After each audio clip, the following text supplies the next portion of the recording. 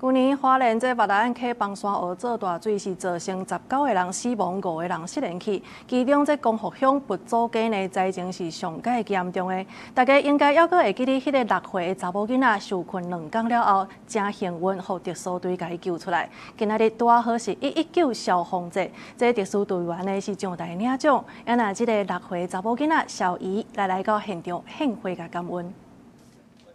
亲手写的卡片，表达查某囡仔小琪对救灾英雄的感谢，也祝因新年快乐。专工对花莲来到屏东的小琪甲伊的老母，看特殊人员上台颁奖的时献花说多谢。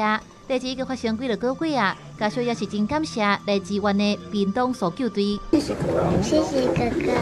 我讲一讲，我会哭这样子。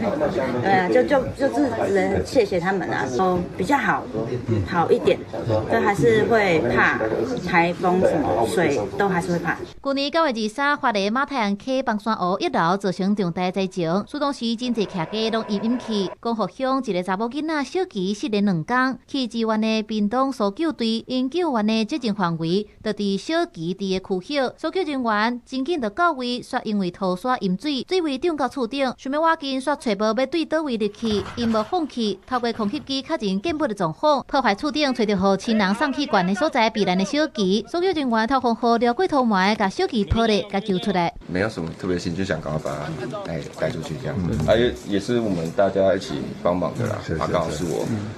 专程甲小琪抱的搜救人员也得到小琪伊送的红仔礼物。去年屏东搜救队即将伫花莲救出64位受困的民众。为着感谢这个消防人员因辛苦救灾救难，屏东县也伫消防节表扬足优的消防、技巧人员，也有灾害防救团体，感谢因为大家奉献。都市新闻采访报道。